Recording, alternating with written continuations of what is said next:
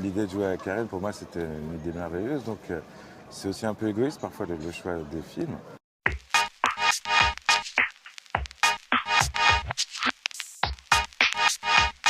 Fitoussi m'a contacté, et puis il y avait déjà Karine et tout.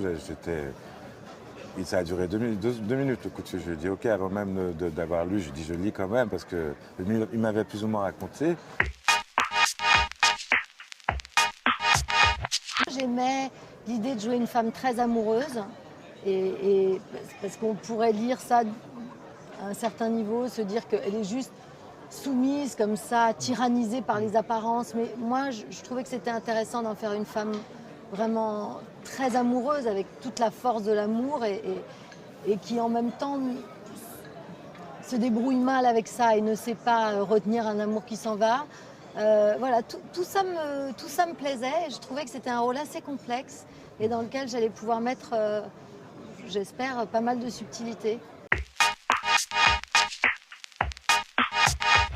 Quand j'étais jeune, je fais de la musique classique, donc c'est des gens que j'ai beaucoup fréquentés, les chefs d'orchestre, et que j'ai fatalement beaucoup observé, parce que quand on est musicien d'orchestre, on observe beaucoup l'attitude du chef d'orchestre. Et il y a beaucoup de cette idée d'apparence aussi dans ce type. Il faut qu'il passe pour un maestro, il faut que tôt ou tard quelqu'un l'appelle maestro et presque on lui fasse le baise-main, quoi. Et donc ça déclenche une attitude que j'avais déjà observée et que je me suis un peu appropriée. Après, c'est juste, c'est pas essentiel le fait qu'il soit chef d'orchestre. Ce qui compte, c'est qu'il a réussi.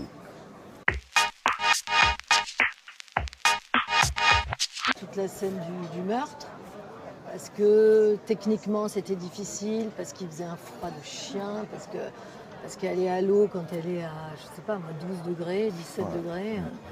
Ça, techniquement, objectivement, ça c'était difficile. Parce qu'il y a beaucoup de courant dans le Danube, donc oui, c'est pas le meilleur souvenir de ma vie. Ouais. Mais en même temps, si.